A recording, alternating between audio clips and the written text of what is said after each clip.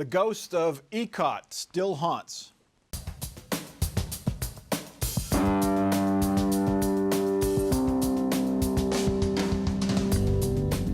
Joining us on Columbus on the Record this week, Kathy Kandinsky, State House reporter for the Columbus Dispatch. Andy Chow, State House reporter for Ohio Public Radio. Dale Butland, Democratic strategist. And Mike Gonidakis, Republican strategist. ECOT, the electronic classroom of tomorrow, closed in January, but it continues to live on, much to the chagrin of Republican lawmakers who long supported it. The latest comes from the Associated Press. An anonymous whistleblower told the AP that the online charter school intentionally inflated attendance figures. The former employee says the school used software it purchased after state officials found the school was overpaid $60 million for inflated attendance. It also came out this week the whistleblower had told officials with the state education department and the state auditor's office, but nothing was done for months. ECOT denies the allegations. Officials say the claims would be part of upcoming audits. Kathy Kandinsky, the school's closed. The students have moved on. The state is getting its money back. Why is this story so important? Well, the school's suspended operations technically. So they could reopen. They're hoping to reopen if they get a favorable ruling in the Supreme Court. They hope to reopen in the fall. I would consider that a long shot, but so they're actually suspended. Why is this an issue now? Because it was allowed to fester. This school opened in 2000, and chances are this was going on from the very get-go. And now we know that a whistleblower brought concerns, specific concerns about them altering information before giving it to the state. So I think the Democrats see this as a way to get, try and hold Republicans accountable this election. This will be portrayed as a public corruption type case. And I think we're gonna hear about it for months to come. And they say this was intent, which crosses the line from just we made a mistake or we didn't know the rules or the rules weren't clear, but the reporting, according to this whistleblower, shows intent, and that calls for criminal investigation. That's what Democrats are saying anyway. Right, and everything up to this point with the FTE evaluations trying to find out how many full-time students they have, that's all more of a discrepancy in numbers. You're right. In this case, the allegations are more malicious, and for the auditor's office in this case, they're investigating it, they're looking into it, they plan to put out a report, and they said that they even have their criminal investigators looking into it to see if there is any sort of criminal intent behind all of this. So Dale, Democrats will jump on this, I assume, but could this just be explained away as, bureaucratic malaise, that this guy got lost in the shuffle, it takes a while to investigate these things? No, it can't be explained away that way, even though I'm sure Michael will try to do that. But look, let's be clear about what happened. Over a year ago, they brought credible evidence of this fraud to the Auditor of State as well as the Department of Education. The Auditor of State sat on that for a year, rolled it into a routine audit, never forwarded it to investigators. Why? Well, maybe because the guy who heads ECOT, William Lauger, has given hundreds of thousands of dollars in campaign contributions to Republicans, including $29,000 to Mr. Yost, who is the Auditor of State, who then, coincidentally, spoke at the graduation exercise of ECOT. What's happening in Ohio is a cesspool of corruption. It's not just ECOT. You have the House Speaker resigning just ahead of an FBI investigation into his travel paid for by the payday lending industry. You got various members of the legislature who have resigned for sexual misdeeds, let's say. All right, we're gonna let Mike jump in here. But it's exactly what's happening in Washington. If you want to drain the swamp, you got to get rid of the swamp creatures, and you can start with Dave Yost. Well, Dave Yost is doing his job as elected by the people of Ohio twice. And I will tell you, he's met with the whistleblower 3 times, as put in Kathy's article in the Dispatch, and he's doing a forensic investigation right now. I'm the former deputy legal counsel at the Auditor of State's office when Jim Petro was there. You don't just do overnight investigations. These are serious issues, and you have to get it right the first time. The Auditor of State doesn't have the opportunity to say, oops, I made a mistake. He's going to get it right the first time, and when he finds criminal misconduct in his investigation, he'll turn it over to Ron O'Brien, the county prosecutor. Look, when you're running for office, you can say whatever you want, and this Deidelbach, whatever this guy's name is, running for AG, Steve Deidelbach, he can throw bombs and say whatever he wants because he's not the constitutionally elected office holder. God forbid he ever becomes one. Dave is doing his job per the Constitution, and he will do the right thing as he always does. Steve Deidelbach is a former prosecutor, so his attorney knows the law. U.S. attorney. I do think there's legitimate questions in cases like this as to why it takes so long for criminal charges to be pursued. and this isn't the first time it's taken a long time, but I think there's a legitimate question on why it takes these folks so long to get these things to prosecutors. There's an element here that's very interesting, and it's that the whistleblower told ODE about this before they came out with their other FTE, with their other review that found that ECOT owed them another $20 million. So according to this whistleblower, he was trying to tell the department beforehand that this data was going to be manipulated and they're going to need to owe you more than $20 million. Yet when everything was said and done, the Ohio Department of Education said that they were just going to take ECOT's word for it when they gave The that Ohio other Department data. of Education seemed to be aware of it because in December during administrative hearings, they pointed out that they were counting students through Christmas holidays as working, counting students as working, being online longer than there were days in the week, things like that. So they seemed to be aware of it, but was not reflected in their findings. I think it should be noted that this is somebody, when the whistleblower did make these accusations, he was then a former employee at ECOT, so he was let go sometime last year. And according to Julie Carr-Smythe at the AP, a lot of the employees had signed non-disclosure agreements, and so they can't talk. We'll see how it turns out. Our next topic, the race for governor. Campaigns figures indicate that Mike DeWine is more than just annoyed by Mary Taylor's criticism of him. Conventional wisdom says DeWine's name ID, party backing, and fundraising make him the clear favorite in the GOP race for governor. The last independent poll done a couple of months ago had him leading by 30 points. But campaign finance reports show DeWine has spent $5 million in his primary campaign against Mary Taylor. Mike Konadakis, if he's the runaway candidate, why does he need to spend $5 million? Well, you can only be attacked so much whether you're a Democrat or Republican before you have to respond back. Okay, it's helped Mary to go to the gutter, and she's been in the gutter from day one on her campaign that's going to fail. I was privy to a poll this morning, Mike, a very credible poll, mind you, that DeWine is still up at least 20 points, 21 points, if I can say, on Mary Taylor. Now, the race is over. There's 10 days left. He had to spend the money. He had to respond in kind. But here's the biggest takeaway. He still has $7 million in the bank. He's got plenty of money. Rich Cordray has less than $1.5 million on hand, and he's going to have to spend the rest of that just to beat Dennis Kucinich here on May 8th. Is there a Republican, anti-establishment Republicans, there are a lot out there. How strong are they, and will they be seen in this primary? Well, what do you mean by anti-establishment Republicans? Donald Trump Republicans. There are well, yes. I mean, look what's going on in this race. Mary Taylor and Mike DeWine are not only viciously attacking one another personally with these television ads, but they're vying to see who can come across as the most right-wing and the biggest Trump supporter. Let me just say, and I'm a Democrat, so I don't have a lot to say about the Republican side, except I'll say this. Mike DeWine says that Mary Taylor is not fit to be governor. And Mary Taylor says that Mike DeWine shouldn't be elected. As a Democrat, I think they're both right. That's typical primary rhetoric, though. That's primary rhetoric. Yeah. The question is how many of the Trump supporters are going to come out. And obviously Mary Taylor feels running alongside Donald Trump is a good move for her, is going to score her points. She's not the only Republican candidate doing that.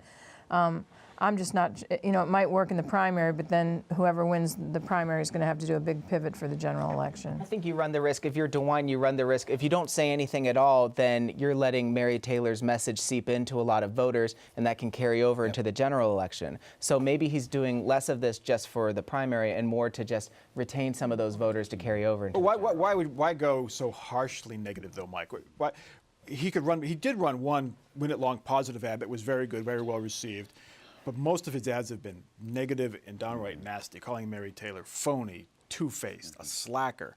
I mean, that's pretty harsh stuff. Yeah, it is, and we can debate the tactics and strategies, and that's what his communications team thought was best. I thought he did best when he had a positive message with he had a commercial with his wife and talking about his family, spot on right. And I think most of that is tamed down, it's toned down a little bit.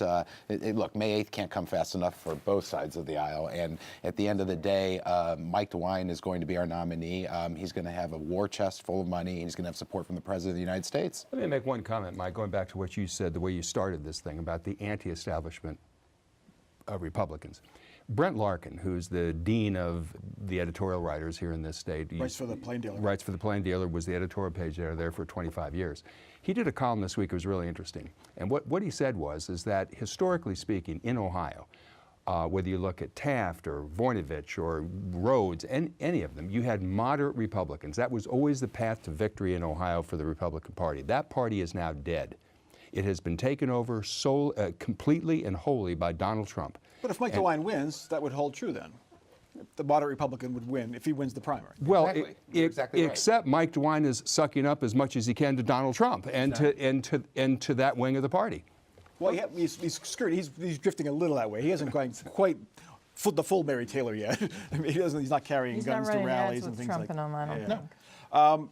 Dale, on the money margin, Mike mentioned it. Mike DeWine, even after spending all this money, has 5 times the money that Richard Cordray has. How big a problem is that for him after the primary, if Cordray wins the primary? Well, he's going to need every dime of it because there is, and I guess we're going to get to this a little bit later, there is a blue wave building. And while it is true that it's better to have more money than less money, the fact of the matter is the Democratic base is more energized now than they've been in any year since 2006 when we had a big win in the Congress. And I think that wave is coming. And Mike DeWine's going to need every dime of that to try to fight off that blue wave because the Democrats are energized and the Republicans aren't. Can he raise the money to close that gap? Will Democrats come through for him, Kathy? Absolutely. I mean, you know, the Democrats are in a 4-way race right now in their primary. I think a lot of money will come in after they decide on their nominee. I have no doubt whoever it is going to be well funded.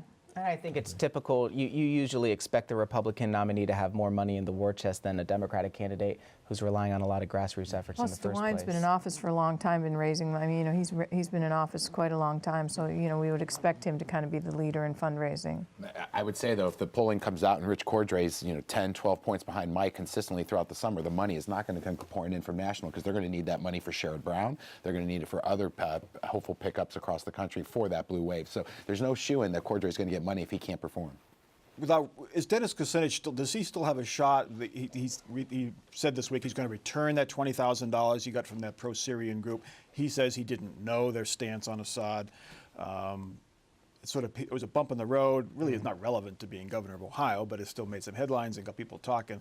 There's been no negative ads on the Democratic side that I have seen anyway. Cordray has not run negative ads against Kucinich, Andy. I think he still has a shot. I think he's definitely the clear, second falling behind Cordray. I do think that this whole Syria issue is something that can stick in people's minds, that if Cordray really wanted to press hard on it, that it's sort of an easy campaign message to get across to voters. Whether it actually matters or not is beside the point. But that is the point, is that yes, the Syria thing could hurt, but only if Rich were doing television ads hitting Dennis with it, which he is not doing now, and I see no evidence that he's going to. Absent television ads, I see no reason to believe that rank-and-file Democratic voters are even going to know about the Syria thing. Right now, though, Rich is the odds-on favorite. He's got a lot more money. He's got more support among the Democratic establishment, and most important of all, he's on television now with paid TV ads, and Dennis Kucinich isn't. So I think Rich has got to be the favorite. The lack of negative ads in that race shows you what, Dale? Well, I think that, the Democrats are going to need all hands on deck this fall, and I think Rich has probably made the calculation that he's got a big enough lead now that he doesn't need to trash Dennis and Dennis's supporters by extension, and he'll just keep them all on the boat, and hopefully they'll all come together in the fall. It's a group of people you don't want to make mad come the general election. You don't have to. You don't want to. No. Well, on that side, is Mike DeWine making Mary Taylor supporters too mad to come out and vote for him in November? No, because I think if you look at Mary Taylor supporter, it's thin. It's a thin group of people.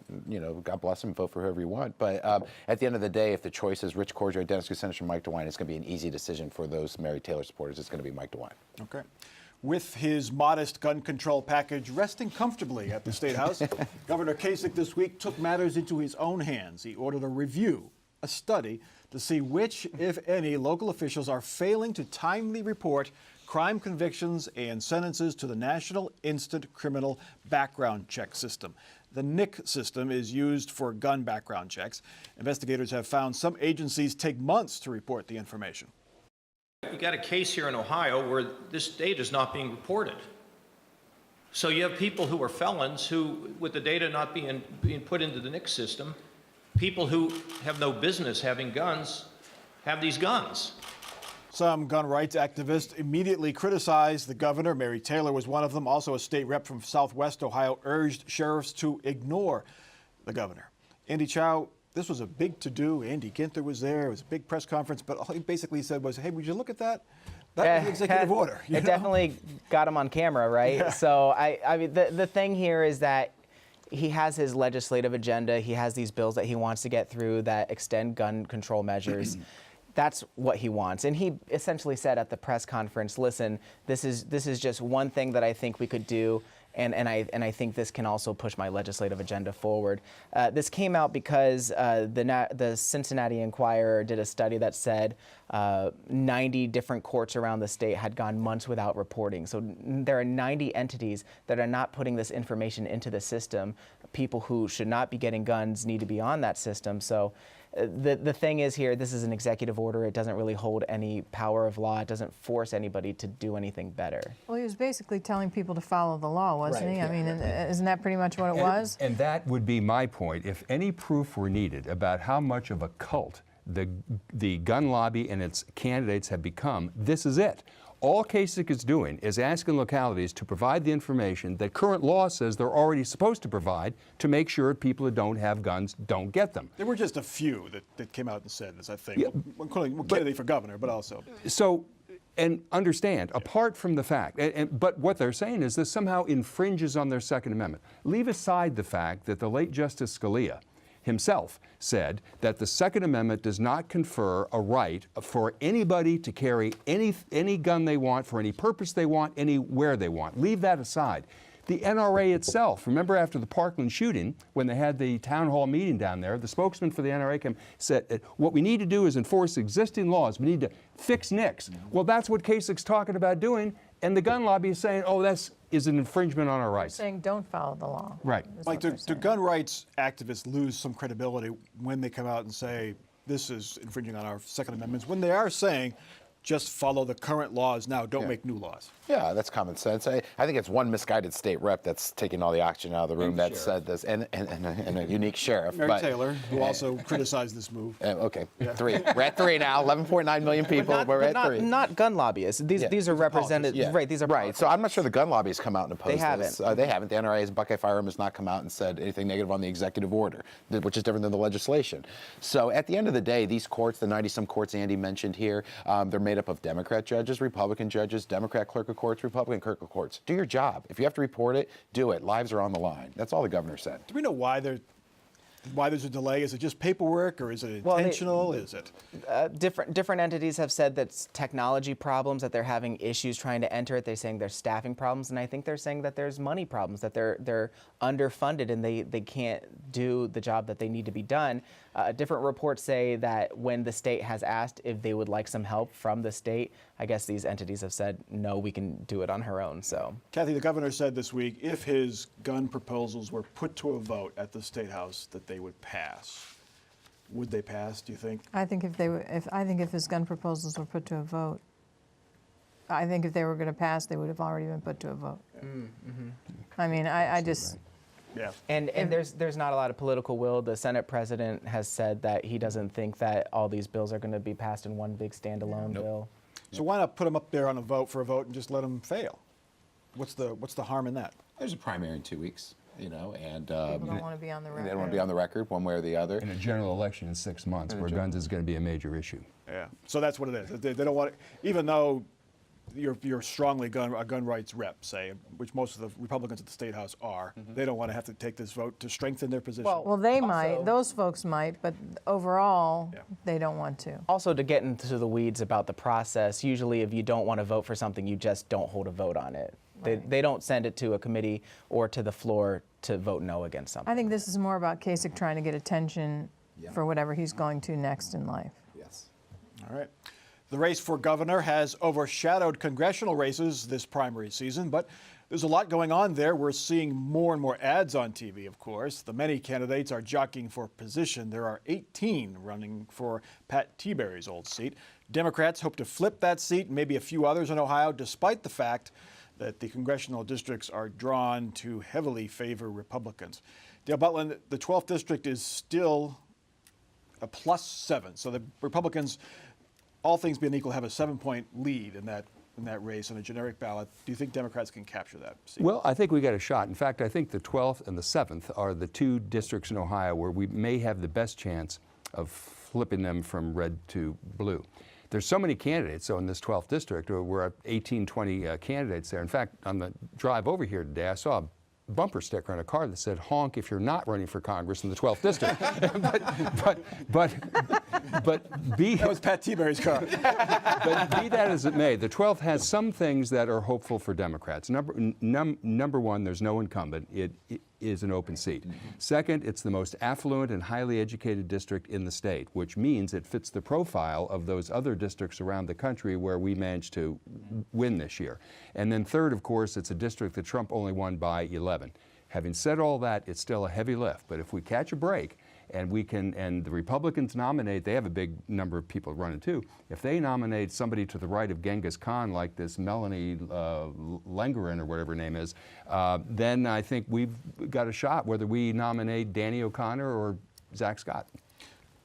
Republicans, the main candidates there are a lot, but the four main ones: Troy Balderson, state senator; Kevin Bacon, state senator; county prosecutor, Delaware County prosecutor Carol O'Brien; and Melanie Lenahan, who's from the Powell area. She's the one that Jim Jordan's group is favoring. She's the far-right conservative.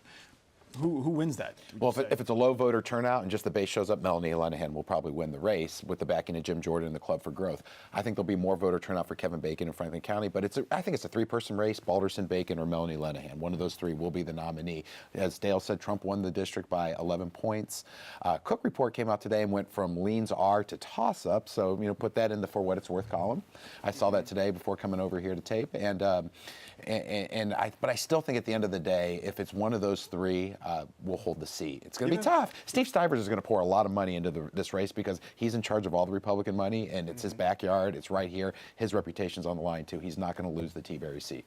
Pat Tiberi's pouring money into support Troy Balderson. Right. Yeah. That came after the Jim Jordan group put its money in behind a candidate. It's just such a big Republican district, and like Dale said, it's affluent. They're pretty smart voters, and their vote really means something. You can tell when you talk to voters there that it's a very personal decision for them, and so I just don't think it's easy to compare it to other districts around the country. So I think when it's all said and done, it's definitely still something that's going to lean for the Republicans. May I say a word about the 7th district? Since 7th district, yes, that's Bob Gibbs' district. It's the former Bob Ney district. Then Zach Space had it for a while, and Bob Gibbs beat Zach Space. It's basically eastern central Ohio. Yeah, so I mentioned earlier that I thought that was the other district that we had a really good shot in. Now, on paper, we shouldn't. It's not an open seat. There is an incumbent there. That's always hard to do. And it's a district that Trump won by 30 points. So on paper, it doesn't look winnable. But I think it's a great example of the fact that candidates matter. And we have a Democrat up there who is truly impressive. His name is Ken Harbaugh. Ken, the leader. There's two candidates, but Ken Harbaugh is considered the front-runner. Ken Harbaugh is the one who has all the money, and is way ahead in the poll on the Democratic side. I actually met with him, talked with him at some length at his request. Really impressive. He's charismatic. He's smart. He's raised a lot of money.